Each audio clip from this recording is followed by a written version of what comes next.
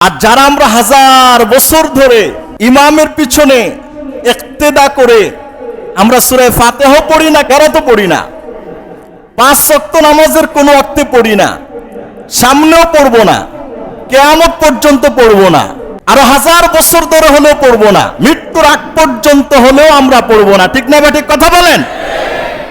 পড়বো না আমরা। কেন? যেই নিজাম, যে নিয়ম চলে আসছে, এই নিজাম, এই নিয়মে কত পার্সেন্ট আছে?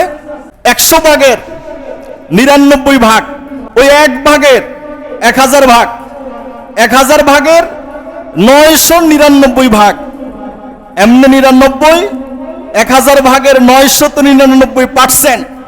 সাধারণ মানুষ বলি নাই, আলেম ওলামায়ে কেরামরাই ইমাম সাহেবের পিছনে ইক্তেদা করলে কোনো পর্যায়ের কেরাত পড়ে না।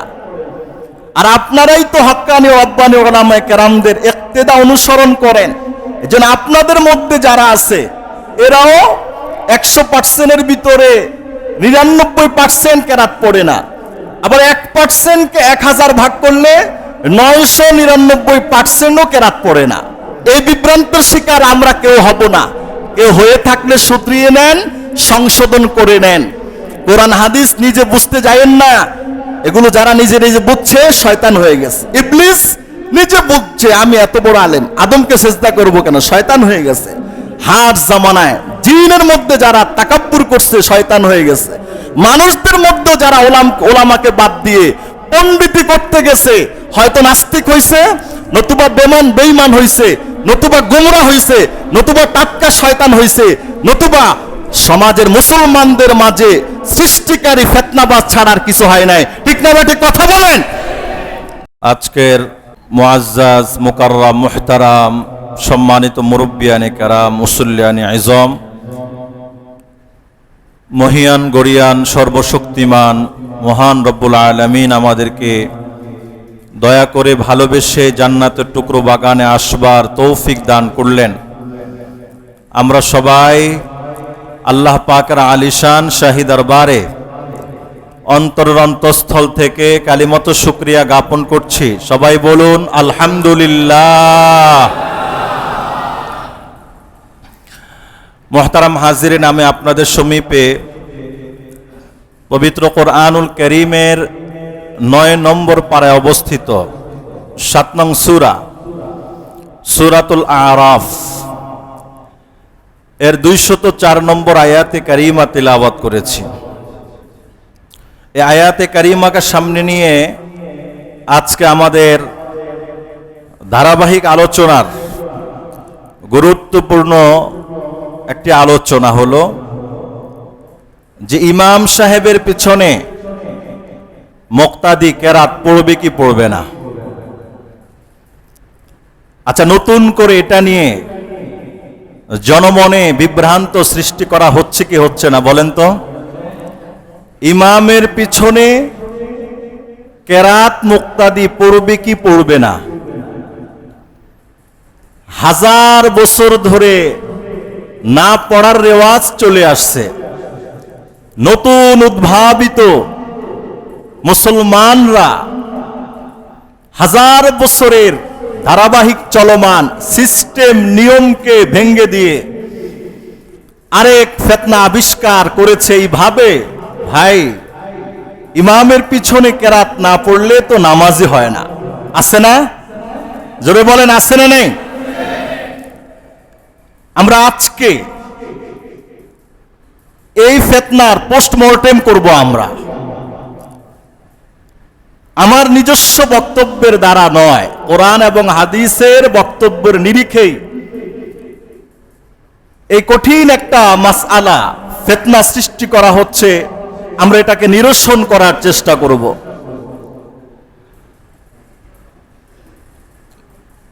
নতুন করে যে কথাটা জনমনে কেউ কেউ এইভাবে ছড়াচ্ছেন যে ইমাম সাহেবের পিছনে সূরা ফাতিহা না পড়লে নামাজ হবে না, চাই সিররি নামাজ হোক অথবা জেহরি নামাজ হোক। জেহরি নামাজে ইমাম সাহেব তো 2 রাকাতেই কেরাত পড়ে ফেলে, ইশা হলে বাকি 2 রাকাত তোমার সূরা ফাতিহা পড়তে হবে। মাগরিব হলে বাকি 1 রাকাত তোমার সূরা ফাতিহা পড়তে হবে। আবার তাদের মধ্য থেকে কেউ কেউ বাড়িয়ে কথা বলে যে প্রত্যেক রাকাতেই, প্রত্যেক নামাজেই সূরা ফাতিহা পড়তে হবে। কেউ কেউ এই কথাও বলে থাকে। কেউ কেউর মধ্যে কে আছে 100 ভাগকে 1% করেন, 1%কে 1000 ভাগ করেন, 1000 ভাগের 1 ভাগ কেউ কেউ। সূরাতুল আরাফ 204 নম্বর আয়াত আল্লাহ পাক বলেন, ওয়াইদা কুরিয়াল কুরআন ফাসতামিউ লাহু ওয়া আনসিতু লাআল্লাকুম তুরহামুন। ওয়াইদা যখন কুরিয়াল কুরআন, কোরআন পড়া হয়, ফাসতামিউ লাহু যারা আশেপাশে আছো মনোযোগ দিয়ে তোমরা কোরআন শরীফ শ্রবণ করো। ওয়া আনসিতু এবং তোমরা নিজেরাও চুপ থাকবা। লাআল্লাকুম তুরহামুন, আল্লাহ পাক অবশ্যই এই আয়াতের অর্থের উপর যদি তোমরা আমল করতে পারো, আল্লাহ পাক তোমাদেরকে রহমতের চাদর দ্বারা আবৃত করে ফেলবেন। সুবহানাল্লাহ বলেন। আয়াতের নির্দেশনা কি? যখন কোরআন পড়া হয় মনোযোগ লাগায়া শোনো, চুপ থাকো। তাহলে পড়নেওয়ালায় পড়বে, শুননেওয়ালায় শুনবে, শুননেওয়ালায় চুপ থাকবে, পড়নেওয়ালায় পড়বে। পদ্ধতিটা যদি এমন হয়, আল্লাহ পাক বলেছেন অবশ্যই তোমাদের প্রতি আল্লাহ পাক রহম করবেন। সুবহানাল্লাহ বলেন। এটা কোরআনুল কারীমের একটা আয়াত। এই আয়াতের তাফসীর রাইসুল মুফাসসিরিন হযরত আব্দুল্লাহ ইবনে আব্বাস একটা ব্যাখ্যা দিয়েছেন। এই আয়াতের তাফসীরের মধ্যে পৃথিবীর সর্বশ্রেষ্ঠ বিশ্ববিখ্যাত তাফসীর গ্রন্থ তাফসীর ইবনে কাসিরের 202 নম্বর খণ্ডের 281 নম্বর পৃষ্ঠায় আহকামুল কোরআন তাফসীরের কিতাব 3 নম্বর খণ্ডের 39 নম্বর পৃষ্ঠায় বিশ্ববিখ্যাত মুফাসসিররা ব্যাখ্যা দিয়েছেন। এই আয়াতটা হলো নামাজের মধ্যে অবতীর্ণ হয়েছে। নামাজের ব্যাপারে এই আয়াতটাকে প্রণিধানযোগ্য হিসেবে বিবেচনা করা হয়ে থাকে। এর অর্থ হলো, এই আয়াতের যে অর্থটা করলাম আপনাদের কাছে, এই আয়াতের অর্থের বাস্তব প্রয়োগটা নামাজের ক্ষেত্রেই সর্বাগ্রে প্রযোজ্য। সর্বশ্রেষ্ঠ তাফসীর গ্রন্থের মুফাসসির আল্লামা ইমাম ইবনে কাসির এই ব্যাখ্যা দিয়েছেন। এই একটা আয়াত যথেষ্ট, যে আয়াত এই কথাই প্রমাণ করে কিয়ামত পর্যন্ত ইমামের পিছনে মুক্তাদিরা কোন ধরনের কেরাত পড়বে না। প্রমাণ হিসেবে সূরাতুল আরাফের 204 নম্বর আয়াত যথেষ্ট। কারণ এই আয়াতের তাফসীর ওয়ালারা তাফসীর করেছেন, এই আয়াতের বাস্তব প্রয়োগ 1 নম্বরে নামাজের ক্ষেত্রেই প্রণিধানযোগ্য, অনুমোদিত। 2 নম্বর আয়াত কোরআনুল কারীমের 29তম পারায় অবস্থিত 75 নম্বর সূরা সূরাতুল কিয়ামার 18 নম্বর আয়াতের মধ্যে আল্লাহ বলেন, ফাইদা কারানাহু ফাত্তাবি কুরআনা, ফাইদা কারানাহু ফাত্তাবি কুরআনা, যখন আমি এই কোরআন শরীফ পড়ি তখন আপনি এই কোরআনকে অনুসরণ করুন। এই আয়াতের ব্যাখ্যায় বুখারী শরীফের 5 নম্বর হাদিসে ইমাম বুখারী রাহমাতুল্লাহি আলাইহি হযরত রাইসুল মুফাসসিরিন আব্দুল্লাহ ইবনে আব্বাস রাদিয়াল্লাহু তাআলা আনহুমার এই বক্তব্যটা উনি এনেছেন। ইমাম বুখারী শরীফের মধ্যে এই বক্তব্য এনেছেন। আল্লাহ বলেন, জিব্রাইল তুমি বলে দাও, হে আমার নবী, আমি তো আল্লাহ পাকের পক্ষ থেকে কোরআন আপনার কাছে নিয়ে আসি, আমি আপনাকে আইনা শুনাই, তারপরে আপনি শিখেন। আয়াতের অর্থ হলো, যখন আমি এই কোরআন পড়ি তখন আপনি এই কোরআনের অনুসরণ করুন। আপনি পড়ার দরকার নাই, আপনি শুনুন, আপনি চুপ থাকুন। আমি কেমনে পড়ি, কোন পদ্ধতিতে পড়ি, কোন স্টাইলে পড়ি, এটা আপনি অনুকরণ করুন। এই আয়াতের এই বক্তব্য থেকে এই কথাটাও প্রতীয়মান হয় যে নামাজের বাহিরেও যদি আপনার সামনে বা আপনার দোস্ত বা কেউ কোরআন শরীফ পড়ে আপনাকে শোনায়, তখন উত্তম মুস্তাহাব সুন্নাহ হলো কোরআন শরীফ তিলাওয়াতের সময় মনোযোগ দিয়ে শ্রবণ করা। নামাজের বাহিরে যদি এই বিধানটা হয়, তাহলে নামাজের ভিতরে তো বহতরিক আউলা, মানে আরো বেশি সর্বাগ্রে কোরআন শরীফ শুনলে, কেউ পড়লে তারটা মনোযোগ দিয়ে শোনা দরকার। ঠিক না বেঠিক কথা বলেন? এই দুই আয়াতের মধ্যে বিশ্ববিখ্যাত মুফাসসিরের বক্তব্য পাইলাম। আল্লাহ রসুলের পরে সর্বশ্রেষ্ঠ মুফাসসির সাহাবী যিনি, হযরত ইবনে আব্বাসের বক্তব্য পাইলাম। এই দুই আয়াত থেকে এই কথাই প্রতীয়মান হয়, ইমামের পিছনে মুক্তাদি কোন ধরনের কোন পর্যায়ের কেরাত পড়বে না। এবার আসুন হাদিসের আলোকে আমরা একটু জানি, হাদিস আমাদেরকে কি বলে। মুসলিম শরীফের 404 নম্বর হাদিস, বিশিষ্ট সাহাবী হযরত আবু মুসা আল আশআরী রাদিয়াল্লাহু তাআলা আনহু বর্ণনা করেন, ইন্না রাসূলুল্লাহ সাল্লাল্লাহু আলাইহি ওয়াসাল্লাম খাতাবানা ফাবায়্যানা লানা সুন্নাতানা ওয়া আল্লামানা সালাতানা। নবী করিম সাল্লাল্লাহু আলাইহি ওয়াসাল্লামের সাহাবী আবু মুসা আশআরী বলেন, নবী করিম একবার আমাদের সামনে এসে বক্তৃতা দিলেন, ভাষণ দিলেন। ফাবায়্যানা লানা সুন্নাতানা, ভাষণের মধ্যে তিনি আমাদের সুন্নাহ রীতিনীতি কি হবে তিনি স্পষ্ট করে বর্ণনা করলেন। ওয়া আল্লামানা সালাতানা, এরপরে রাসূলুল্লাহ সাল্লাল্লাহু আলাইহি ওয়াসাল্লাম বলেছেন, আবু মুসা আশআরী বলেন, নবী করিম আমাদেরকে নামাজও শিক্ষা দিয়েছেন। এরপরে আবু মুসা আশআরী বলেন যে এই কথা শিক্ষা দিয়ে বলেছেন, যখন ইমাম সাহেব নামাজের জন্য তার মুসল্লার উপর দাঁড়ায়, ফাআকিমু সুফুফাকুম, তোমরা তোমাদের কাতারগুলোকে সোজা করবা। ওয়ালিয়াউম্মাকুম আহাদুকুম, যেই কোনো একজন ব্যক্তি তোমাদের যেন ইমামতি করে। ফাইদা কাব্বারা, ইমাম সাহেব যখন তাকবীর দেয়, মানে আল্লাহু আকবার বলে নামাজে ঢুকে, ফাকাব্বিরু, তোমরাও তাকবীর দাও। ওয়াইদা কারাআ, আর ইমাম সাহেব যখন পড়ে, ফাআনসিতু, তোমরা চুপ থাকো। মুসলিম শরীফের হাদিস 404 নম্বর। এই হাদিসে নবী করিমের বক্তব্য উল্লেখ করেছেন আবু মুসা আশআরী, নামাজের সময় হলে কাতার সোজা করবা, তোমাদের যে কোনো একজন যেন ইমামতি করে। এরপরে নবী করিম বলেছেন, ইমাম যখন তাকবীর দেয় তোমরাও তাকবীর দাও, আর ইমাম যখন কেরাত পড়ে, ফাআনসিতু, তোমরা চুপ থাকো। এই হাদিস থেকে এই কথা প্রতীয়মান হয় যে ইমাম কেরাত পড়লে মুক্তাদিদের চুপ থাকাটা ওয়াজিব এবং আবশ্যক। সুনান ইবনে মাজাহ 846 নম্বর হাদিসের মধ্যে আসছে, হযরত আবু হুরায়রা রাদিয়াল্লাহু তাআলা আনহু বর্ণনা করেন, ইন্নামা জুইলাল ইমাম লিউতাম্মা বি, ইমাম সাহেবকে নির্ধারণ করা হয়েছে তার অনুসরণ করার জন্য।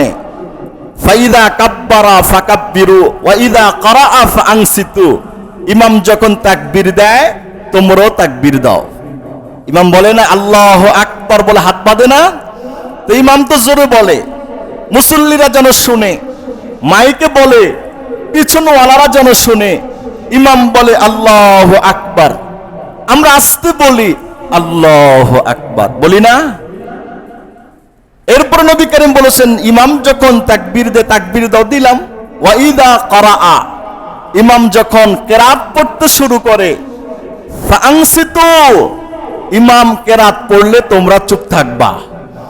আচ্ছা, আমাদের ইমাম সাহেবরা 5 ওয়াক্ত নামাজ পড়ায়, 5 ওয়াক্ত নামাজের কোন কোন নামাজে কেরাত পড়ে আর কোন কোন নামাজে কেরাত পড়ে না বলেন তো? কোন কোন নামাজে কেরাত পড়ে আর কোন কোন নামাজে পড়ে না? আরে সব নামাজেই পড়ে, সব নামাজেই। আপনারা যে বললেন যে শুধু ফজর আর মাগরিব ইশা, তাহলে বাকি দুই নামাজ তো আর হবেই না। সব নামাজে কেরাত পড়ে, কিন্তু আপনি ফজরে শুনতে পান, আপনি ইশায় শুনতে পান, মাগরিবে শুনতে পান। কেন? এই 3 ওয়াক্তের নামাজে নবী করিম সাল্লাল্লাহু আলাইহি সাল্লাম আজীবন কেরাত জোরে পড়েছেন। আপনি আসরে শুনতে পান না, জোহরেও শুনতে পান না, এই 2 নামাজে নবী করিম আজীবন কেরাত পড়েছেন। কেন? এই নামাজে কেরাত আস্তে পড়াই হলো বিধান, নবীজি পড়েছেন, আমরা এই জন্য আস্তে পড়ি। এর অর্থ কি? ইমাম সাহেব এমন কোন নামাজ নেই যেই নামাজে ইমাম কেরাত পড়ে না। জোহর বলেন, ফজর বলেন, আসর, মাগরিব, ঈশা, যে কোনো নামাজই বলেন। আয়াত হাদিস কি বলে? ইমাম যখন কেরাত পড়ে তোমরা চুপ থাকো। জোহরের নামাজ 4 রাকাত, প্রথম 2 রাকাতে ইমাম সাহেব কেরাত আস্তে পড়ে, সূরা ফাতিহা পড়ে 2টা সূরা মিলায়। এরপরের 2 রাকাত ইমাম সাহেব শুধু সূরা ফাতিহা পড়ে। তাহলে এই নামাজের 4 রাকাতেই তো ইমাম সাহেব কেরাত পড়লেন। প্রথম 2 রাকাতে সূরা ফাতিহা পড়ে সূরা মিলালেন, বাকি 2 রাকাতেও সূরা ফাতিহা পড়লেন। তাহলে ইমাম সাহেব তো 4 রাকাতে কেরাত পড়লেন।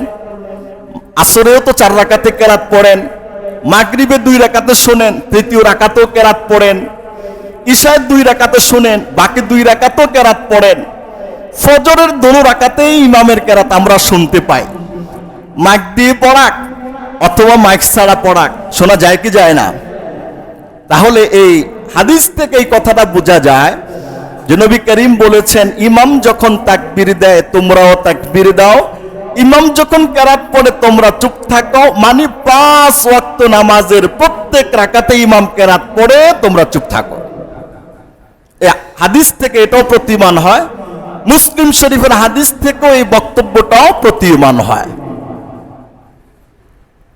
বুখারী শরীফের 781 নম্বর হাদিসের মধ্যে আসছে, হযরত আবু হুরায়রা রাদিয়াল্লাহু তাআলা আনহু বলেন, রাসূলুল্লাহ সাল্লাল্লাহু আলাইহি ওয়াসাল্লাম বলেছেন, ইদা আম্মানাল কারি ফাআমিনু। ইমাম সাহেব কারি, ইদা আম্মানাল কারি ফাআমিনু। যখন কারি সাহেব ইমাম বলে আমিন, আমিন বলে তোমরাও আমিন বলো। কারি মানে যে কেরাত পড়ে, আর যে কেরাত পড়ে না তাকে কারি বলা হয় না। তো কারি ইমামকে নবী করিম বলেছেন, আর কেরাত পড়ার দায়িত্ব নবী করিম ইমামকেই দিয়েছেন। ইযা আম্মানাল কারি ফাআমিনু। কারি কেরাত পড়নেওয়ালা যখন কি পড়ে আমিন বলে, গায়রিল মাগদুবি আলাইহিম ওয়ালাদ-দাল্লিন পড়ে, তোমরাও কি বলো? আমিন বলো। মুসলিম শরীফের 410 নম্বর হাদিসের মধ্যে আসছে, আবু হুরায়রা রাদিয়াল্লাহু তাআলা আনহু বলেন, ইযা ক্বালাল ইমাম গায়রিল মাগদুবি আলাইহিম ওয়ালাদ-দাল্লিন ক্বালা মান খালফাহু আমিন। ইমাম যখন গায়রিল মাগদুবি আলাইহিম ওয়ালাদ-দাল্লিন বলবেন, তার পিছনে যারা থাকবে তারা আমিন বলবে। ওই নামাজে, যেই নামাজে কেরাত শুনতে পাই, যেই নামাজে কেরাত শোনা যায় না, সেখানে আমিন বলার প্রশ্নই আসে না। আবার আমিন আসতে না জোরে, ওই বলে ফেলছে, এক জুমার লেকচার দিয়ে দিছে আপনাদেরকে। এরপর নবী করিম বলেছেন, ফাইন্নাহু মান ওয়াফাকা তামিনুহু তামিন আলিস সামা। যার আমিনটা আসমানওয়ালা ফেরেশতাদের আমিনের সাথে মিলে যায়, গুফিরা লাহু মা তাকাদ্দামা মিন যামবিহি। তার পিছনে সব গুনাহ আল্লাহ মাফ করে দেন। সুবহানাল্লাহ। এই 3টা আয়াত, এই কথা 4টা হাদিস, 2টা আয়াত 4টা হাদিসে কথা প্রতীয়মান হলো ইমাম সাহেব কেরাত পড়বে, মুক্তাদিরা কোনো ধরনের কেরাত পড়বে না। মুওয়াত্তা মুহাম্মদ হাদিসের এক প্রসিদ্ধ কিতাব, মুওয়াত্তা মুহাম্মদের মধ্যে 117 নম্বর হাদিসের মধ্যে আসছে, হযরত জাবের রাদিয়াল্লাহু তাআলা আনহু বলেন, ক্বালা রাসূলুল্লাহ সাল্লাল্লাহু আলাইহি ওয়াসাল্লাম, মান কানা লাহু ইমামুন। যেই মুক্তাদির ইমাম আছে নামাজ পড়ানোর, ফাইন্না কিরাআতাল ইমামি কিরাআতুল লাহু, ইমামের কিরাআতটাই মুক্তাদির কিরাআত। নবী করিম বলেন, যার ইমাম আছে, মানে আপনি যার পিছনে নামাজ পড়তে চাচ্ছেন, যিনি নামাজ পড়াবেন তিনি আপনার ইমাম। নবী বলেছেন, যার ইমাম আছে, ইমামের কিরাআত এটা মুক্তাদিদের কিরাআত হয়ে যাবে। আর এখানে একটা দর্শন আছে। দর্শন কি? দর্শন হলো আমরা যারা নামাজ পড়ি, এই দরবারটা হলো আল্লাহ পাকের দরবার। আমরা সবাই আসামি। আর ইমাম সাহেব যিনি, তিনিও আসামি, তবে আমাদের প্রতিনিধি। আমরা আল্লাহ পাকের কাছে বিভিন্ন দরখাস্ত পেশ করি। এজন্য ইমাম সাহেবকে দায়িত্ব দেওয়া হয় যে আমাদের সবার পক্ষ থেকে আপনি আল্লাহর কাছে দরখাস্ত পেশ করুন। যে কোনো এমপি মন্ত্রী বিচারকের এজলাসে গেলে 10 জন গেছে আসামির সাথে, কি 10 জনই কথা বলে? কথা বলে একজন। 10 জন পিছনে থাকে, ওই একজনের কথাটাকে পিছনের 10 জন সমর্থন করে। আর একজনের কথা 10 জনের কথা, একজনের কথা 1000 মানুষের কথা। পার্লামেন্টে এমপিরা যখন বক্তব্য দেয়, ধরুন আমাদের এই এলাকার এমপি ওখানে বক্তব্য দিলেন, এই এলাকার হাজারো লাখো মানুষের কি অসুবিধা, এই অসুবিধার কথাটা তিনি পার্লামেন্টে তুলে ধরলেন। স্পিকার তখন এটাকে এইভাবে অ্যালাউ করে যে এই পার্লামেন্ট মেম্বার তার গোত্রের প্রতিনিধি, তার অঞ্চলের প্রতিনিধি, তার থানার সে প্রতিনিধি, হাজার লাখো মানুষের প্রতিনিধি, সমস্ত মানুষের পক্ষ থেকে সে যখন কথা বলে, একজনের কথাই হাজার লাখো মানুষের কথা। আর এই একজনের কথাটা যদি স্বীকৃতি পায়, হাজার মানুষ এই কথার সুবিধা ভোগ করে কি করে না?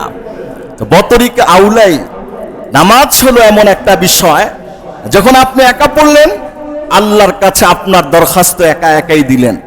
যখন ইমামের পিছনে পড়লেন সবার পক্ষ থেকে ইমামকে প্রতিনিধি বানাইলেন। ইমাম এটার জিম্মাদার, ইমাম এটার দায়িত্বশীল। ইমামের নামাজ যদি নষ্ট হয়েও যায়, ইমাম যদি নাও বলে আপনাদের কারো নামাজ আল্লাহ পাক নষ্ট করবেন না, কিন্তু সবার গুনাহটা ইমামের উপর আল্লাহ পাক দিয়ে দিবেন। কারণ নামাজ নষ্ট হয়েছে, তুমি বলো নাই কেন, তুমি আবার পড়লা না কেন, কিন্তু আপনাদের নামাজের কোনো ক্ষতি হবে না। কেন? এটার দায়িত্ব ইমাম সাহেবের। এজন্য এই জায়গাটা এটা অত্যন্ত স্পর্শকাতর বিষয়। আমি একা পড়লাম, নামাজ হলেও একার হলো না, আর না হলেও একার হলো, না হলেও একার হলো। কিন্তু আমি যখন হাজার মানুষের দায়িত্বশীল, আমার উপরে হাজার মানুষের নামাজের শুদ্ধতা নির্ভরশীল। এজন্য আমাকে ওই রকম ভাবে নিজেকে প্রস্তুত করতে হবে যাতে করে আমার উসিলায় হাজার মানুষের নামাজ শুদ্ধ হয়ে যায়, হাজার মানুষের নামাজটাকে বিশুদ্ধ হয়ে যায়। ঠিক না বেঠিক কথা বলেন? এজন্য রাসূল কারীম বলেছেন, মান কানা লাহু ইমামুন ফাকিরাআতুল ইমামি লাহু কিরাআ। যে মুক্তাদির ইমাম আছে, ইমামের কিরাত মুক্তাদির কিরাত।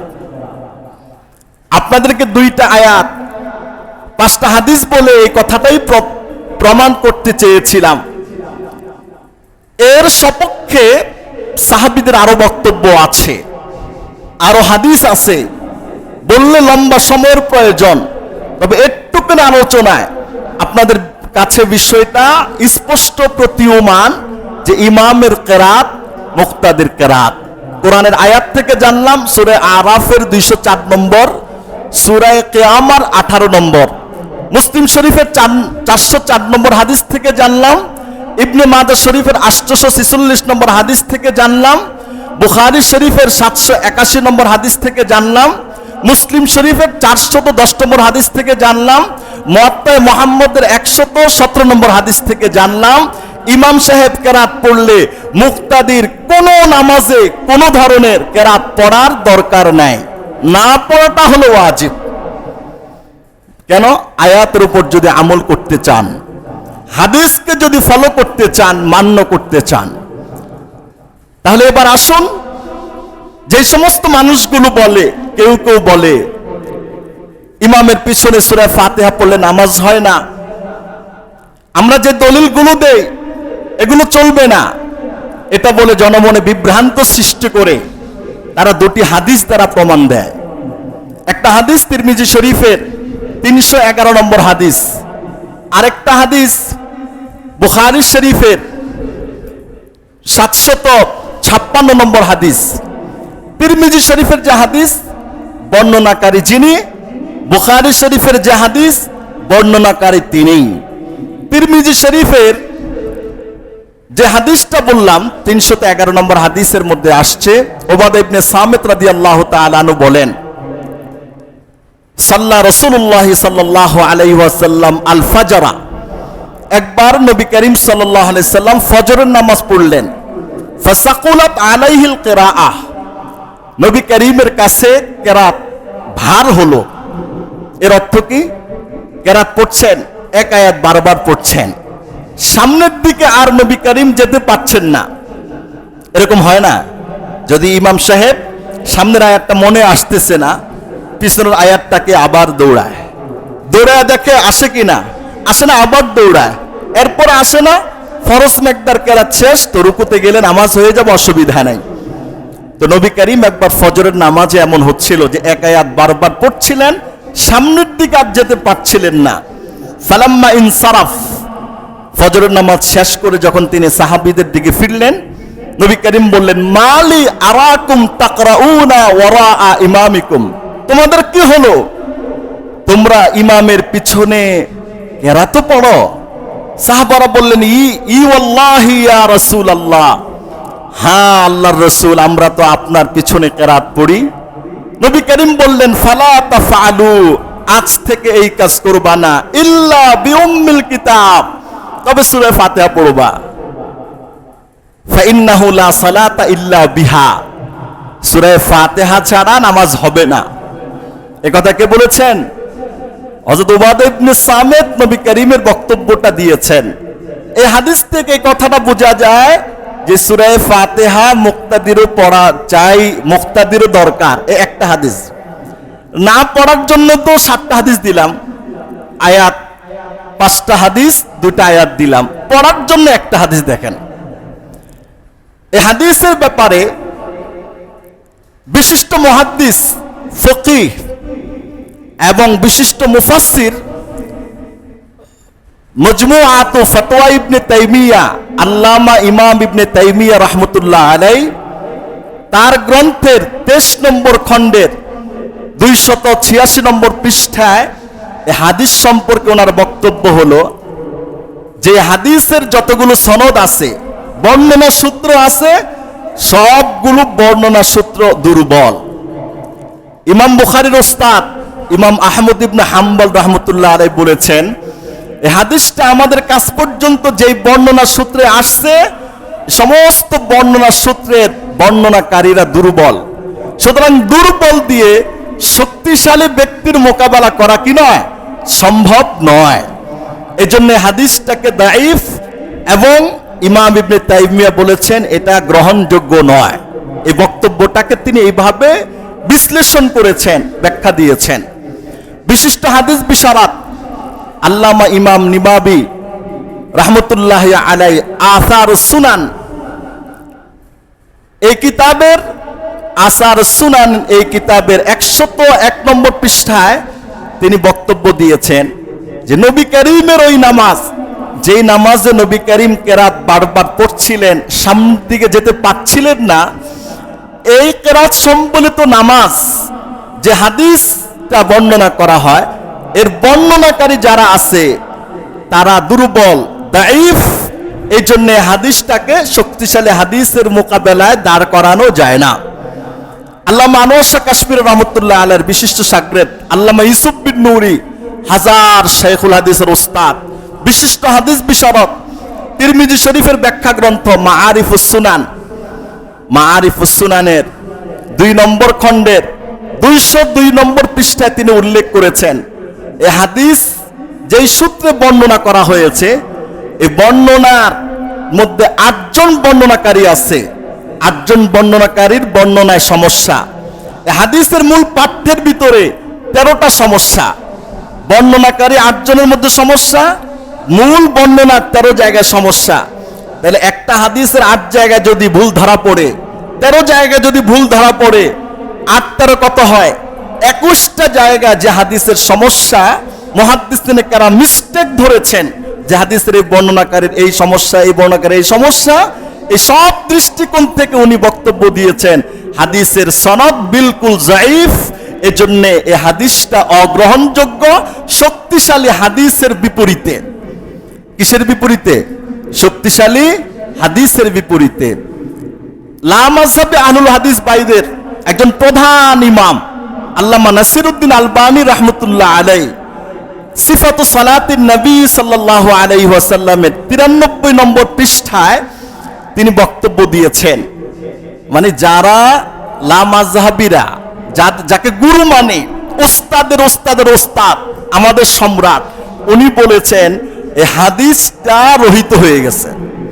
এই হাদিসের বিধানটা ইসলামের সূচনাকালে ছিল, পরবর্তীতে এই হাদিসটা কি হয়ে গেছে? হাদিসটা রহিত হয়ে গেছে। আল্লামা নাসিরউদ্দিন আলবানী বলেছেন। তাহলে যে হাদিস দিয়ে লা মাযহাবিরা প্রমাণ দেয় ইমামের পিছনে কেরাত পড়তে হবে, এই হাদিসের এতগুলো সমস্যা। যে হাদিসগুলো আমরা বলেছি, ইমাম মুসলিম রাহমাতুল্লাহ আলাইহিকে জিজ্ঞেস করা হয়েছে, যার ইমাম আছে, ইমাম তাকবীর দিলে সে তাকবীর দিবে, ইমাম কেরাত পড়লে সে চুপ থাকবে, এই হাদিসের ব্যাপারে আপনার বক্তব্য কি? ইমামে মুসলিম রাহমাতুল্লাহ আলাইহি বলেন, আমার কাছে হাদিসটা হলো সহিহ।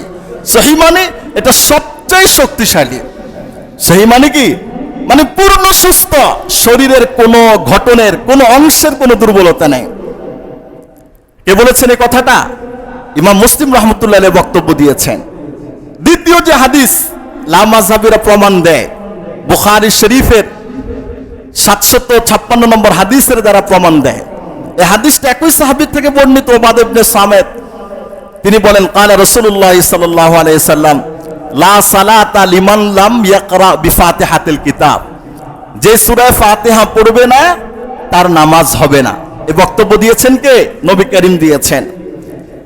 আচ্ছা, এখানে সূরা ফাতিহা যে পড়বে না তার নামাজ হবে না, এই হাদিসের বক্তব্যটা কাকে বলেছেন? এটা কি ইমামের জন্য প্রযোজ্য, নাকি মুক্তাদের জন্য প্রযোজ্য, নাকি যে আলাদা নামাজ পড়ে তার জন্য প্রযোজ্য? ইমামের জন্য বোঝা যাচ্ছে না, মুক্তাদের জন্য বোঝা যাচ্ছে না, যে একা একই নামাজ পড়ে তার জন্য বোঝা যাচ্ছে না যে এই হাদিসের বক্তব্যটা যে সূরা ফাতিহা নামাজে পড়লো না তার নামাজ হলো না, এটা কোন জায়গায় আমরা ফিট করব? আমরা এটা বুঝতে পারছি না। এখন আমরা যাব কোন জায়গায়? আমরা যাব সাহাবায়ে কেরামদের কোনো বক্তব্য আছে কিনা, সেদিকে ফিরবো। সাহাবায়ে কেরাম কি বলেছেন? নবী করিমের সোহবত প্রাপ্ত বিশিষ্ট সাহাবী হযরত জাবের রাদিয়াল্লাহু তাআলা আনহু বলেছেন যে এই হাদিসের প্রয়োগ হবে ওই ব্যক্তির জন্য যে ইমাম ছাড়া একা একই নামাজ পড়ে। সুবহানাল্লাহ বলেন। সাহাবীর বক্তব্য। তাহলে হাদিসের ব্যাখ্যা সাহাবী দিলেন, সাহাবীর বক্তব্যটা আমি গ্রহণ করলাম। তাহলে নবী করিমের প্রত্যেকটা হাদিস, প্রত্যেকটা আমলের বাস্তব নমুনা সাহাবীদের থেকে নিতে হবে। শুধু তাই নয়, হাদিসটা বুখারীতে আছে। ইমাম বুখারীর উস্তাদ ইমাম আহমদ ইবনে হাম্বল রাহমাতুল্লাহ আলাইহি বলেন, আমি সাহাবী জাবির ইবনে আব্দুল্লাহর কথাটা আমি গ্রহণ করলাম।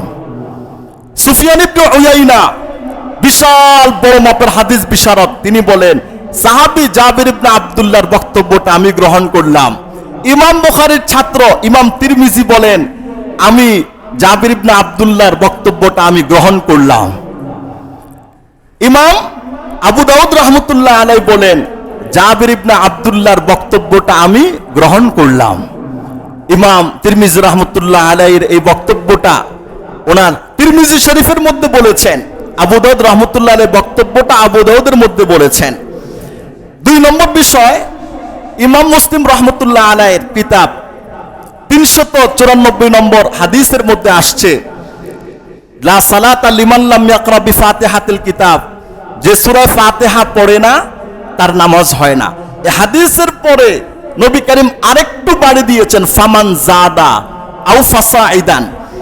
এই জাদা ফাসাইদান শব্দের অর্থ হলো শুধু সূরা ফাতিহা না, ফাতিহা পড়েও কেরাত পড়তে হবে। অথচ ফাতিহা পড়ার কথাগুলো লা মাযহাবী বন্ধুরা বলে, কিন্তু কেরাতের কথা বলেন, কেরাতের কথা বলে না।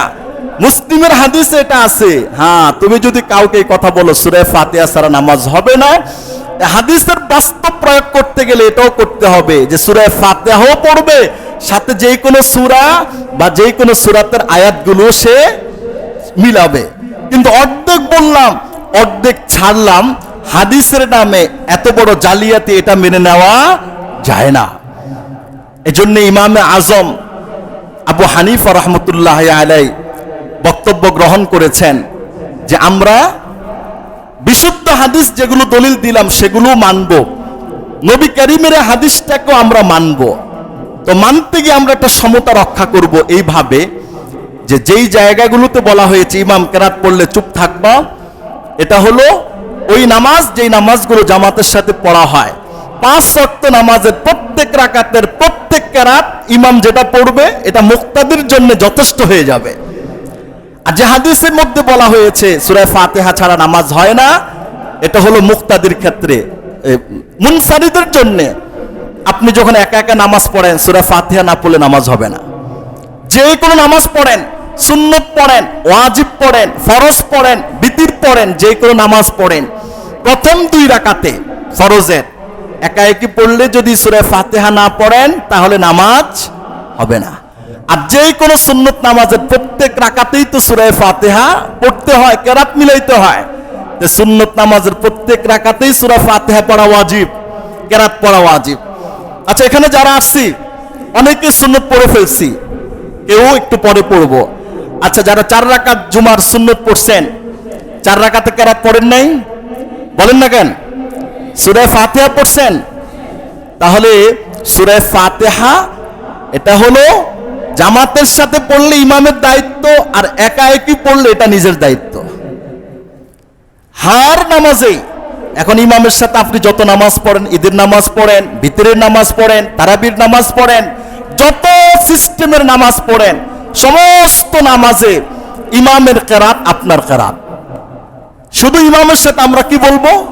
উঠতে নামতে আল্লাহু আকবার, সামি আল্লাহু লিমান হামিদা, রব্বানা লাকাল হামদ, আল্লাহু আকবার, রুকুর তাসবিহ, সিজদার তাসবিহ। 4 রাকাত বিশিষ্ট নামাজের দ্বিতীয় বৈঠকে বসলে তাশাহুদ পড়ব, আর শেষ বৈঠকে বসলে আমরা তাশাহুদ পড়ব, দুরূদ শরীফ পড়ব, দোয়া মাসুরা পড়ব, নামাজ শেষ হয়ে যাবে। কি ভাই? তাহলে যেই নামাজ ইমাম কেরাত পড়ে, ধরেন ফজরে পড়লো, ইশায় পড়লো, মাগরিবে পড়লো, মনোযোগ দিয়ে শোনা আপনার দায়িত্ব। ইশার শেষ 2 রাকাতে ইমাম সূরা ফাতিহা ইমামের দায়িত্ব। আমি সেজদার জায়গা দাঁড়িয়ে আল্লাহ পাকের দিকে নিজের ধ্যান খেয়ালকে মনোনিবেশ করব, আল্লাহ পাকের কুদরত নিয়ে ভাববো, আল্লাহ পাকের প্রভাব প্রতিপত্তি নিয়ে ভাববো, হায়াত মওত নিয়ে ভাববো, জান্নাত জাহান্নাম নিয়ে ভাববো, চিন্তা করব। ইমাম যখন রুকুতে যাবে তা আমরাও রুকুতে চলে যাব। ঠিক না? ঠিক কথা বলেন।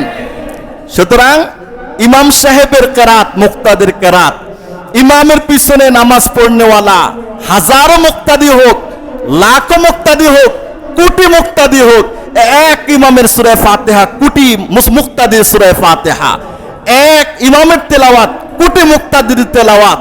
এই ইমামের পিছনে 1 কোটি বছর নামাজ পড়লেও 1 কোটি বছর ইমামের কেরাতটাই হলো মুক্তাদির কেরাত। ঠিক না? ঠিক কথা বলেন। এই জন্য যারা এটা নিয়ে বিভ্রান্ত সৃষ্টি করে, আমরা এই বিভ্রান্তিকে বৃদ্ধাঙ্গুলি দেখালাম। আমার ওই ভাইরা সহি বুঝ যেন তারা গ্রহণ করে, হক্কানি রব্বানি উলামায়ে কেরামের সাহচর্যে এসে যেন তারা শরীয়তের মাসলা জানে। এই সমস্ত মাসআলাগুলো আপনারা আগেও শিখেছেন, আলেমের কাছে আসছেন, আলেমের কাছে বসছেন, যেই কোনো মাসলা আপনার খটকা লেগেছে আপনি আলেমকে জিজ্ঞেস করেছেন, করেন নাই ভাই? করছেন। আমাকে তো বহু মানুষ ফোন দেয়, বিভিন্ন সময় ফোন দেয়, এই মাসআলা সেই মাসআলা, কত রং বেরঙের মাসআলা ফোন দিয়ে জিজ্ঞেস করে, হুজুর এটা সেটা, হাজার মাসলা জিজ্ঞেস করে। শরীয়তের গুরুত্বপূর্ণ মাসআলা তো আলেম থেকে শিখব। কিন্তু আপনার ওই বন্ধু যে এত বছর বাপদাদা 14 গোষ্ঠী হানাফি মাযহাব মেনে নামাজ রোজা বন্দেগী সব করে আসছে, ওই বললাম না 41 বছরের মাথায় এসা আপনার সাথে বলে, কিউ ভাই ইমামের পিছনে সূরা ফাতিহা না পড়লে কিন্তু নামাজ হবে না। এটা বলে কয় কি বলেন, কয় এই যে আমরা পড়তেছি, কয় এরা ভুল ভুল ভুল। কয় ভুল ভুল মানে? কয় বুখারীতে আছে। কয় দেখবেন? কয় দেখেন। এরপরে মোবাইল খুলার কয় এই যে বুখারীর ওই হাদিস দেখায় 756 নম্বর, লা সালাতা ইল্লা বিফাতিহাতিল কিতাব, সূরা ফাতিহা ছাড়া নামাজ হয় না। আমরা যে ইমামের পিছনে সূরা ফাতিহা পড়ি না। কোরআন হাদিস যদি এত সহজেই বোঝা যাইতো তাইলে আলেম হইতে 15 বছর লাগে। 15 বছর যারা মাদ্রাসায় ধারাবাহিক পড়ছে তারা কি ঘোড়ার ঘাস কাটছে নাকি? যদি এক কথায় বুখারীর এক হাদিস দিয়েই যদি এত বড় জ্ঞানী হওয়া যায় তাহলে 15 বছর পড়ার দরকার কি? 20 বছর পড়া ডক্টরের ডিগ্রি দরকার কি? এত বড় ডাক্তার 30 বছর পড়ে হওয়ার দরকার কি? তাহলে তো আর কোনো কিছু পড়াই দরকার ছিল না। এমনি প্রত্যেকে তার নামের শুরুতে এক একটা পদবি লাগাই দিলে হয়। আমি প্রফেসর, স্বাধীনতা আছে লাগাই দিলাম। আমি ইঞ্জিনিয়ার, স্বাধীনতা আছে লাগাই দিলাম। আমি পাইলট, কি চালাস? নতুন আপডেট সাইকেল একটা আসছে, ব্যাটারি চালিত, এটা চালায়, এই জন্য পাইলট। তাহলে প্রত্যেকেই তো তার নামের শেষে এক বিশাল বড় বড় পদবি লাগাই দিবে। আচ্ছা, ইনসাফের বিচারে গেলে পিঠাকে একটা মারিত পড়বে না, তার সব পিঠে পড়বে। কথা বলেন না? মারিত পড়বে না পিঠে পড়বে। এজন্য এই জাতীয় বিষয়গুলোতে কেউ যেন বিভ্রান্ত সৃষ্টি করতে না পারে। আপনার কোনো সমস্যা আমাকে জিজ্ঞেস করেন, 1000 বার বলেন, 1,00,000 বার বলেন। আমি থাকতে, আমি বয়ান দিতে, কোরআন হাদিসের কথাগুলো পৃষ্ঠায় পৃষ্ঠায় বলার পরেও আমার মুসল্লিদের মধ্যে যদি কেউ কাউকে খোঁচা দিয়ে বিভ্রান্ত করতে চায়, এর চাইতে দুঃখজনক আর কিছু হইতে পারে না। আর যে কাজটা করে তার মতো ফিতনাবাজ আর কেউ হইতে পারে না। যে এটা নিয়ে বিভ্রান্তি ছড়ায় তার মতো দুষ্ট আর কেউ হইতে পারে না। ঠিক না? ঠিক কথা বলেন। আপনি আসুন, আপনারটা যদি সত্য হয় আমি মাইকে বলবো, মাইকে কথা বলে দেব, মাইকে বলে দেব। আমি যে মাসআলাগুলো এতদিন বললাম, আপনি কোনো একটা মাসআলা যদি কারো ঘুরানোর সামর্থ্য থাকে, আসেন ঘুরান, আমরা ওটা মেনে নিব। কিন্তু পারবেন না, করতে পারবেন না, পারার কোনো সুযোগই নেই। সুইয়ের গোড়া দিয়ে হাতির মাথা ঢুকানো যেমন অসম্ভব, আমি যে 3-4-5 সপ্তাহ যে লেকচারগুলো দিচ্ছিলাম নামাজ সংক্রান্ত, এগুলো উল্টানো, এগুলো পাল্টানো, এগুলো রদবদল করে ভিন্ন কিছু প্রতীয়মান করা, এটাও অসম্ভব। সুইয়ের গোড়া দিয়ে হাতির মাথা ঢুকানো যেমন অসম্ভব। ঠিক না? ঠিক কথা বলেন। আল্লাহ পাক আমাদের সবাইকে 1000 বছর ধরে চলে আসা রুসুম রেওয়াজ, যে নিয়ম কোরআন সুন্নাহ ভিত্তিক নামাজ পড়ে আসছি সেটাই পড়ব। আজ থেকে নাক থেকেই তো চলছে। তাহলে এই বিভ্রান্তের শিকার আমরা কেউ হব না। কেউ হয়ে থাকলে শুধরিয়ে নেন, সংশোধন করে নেন। কোরআন হাদিস নিজে বুঝতে যায়েন না। এগুলো যারা নিজে নিজে বুঝছে শয়তান হয়ে গেছে। ইবলিস নিজে বুঝছে আমি এত বড় আলেম, আদমকে সেজদা করব কেন? শয়তান হয়ে গেছে। হার জামানায় জিনের মধ্যে যারা তাকাব্বুর করছে শয়তান হয়ে গেছে। মানুষদের মধ্যে যারা ওলামাকে বাদ দিয়ে পণ্ডিতি করতে গেছে, হয়তো নাস্তিক হইছে, নতুবা বেঈমান হইছে, নতুবা গোমরা হইছে, নতুবা টাটকা শয়তান হইছে, নতুবা সমাজের মুসলমানদের মাঝে সৃষ্টিকারী ফিতনাবাজ ছাড়া আর কিছু হয় নাই। ঠিক না? ঠিক কথা বলেন। আল্লাহ পাক আমাদের সবাইকে এই কথাগুলো বুঝবার, আমল করবার তৌফিক নসিব করুক। সবাই বলুন আমিন।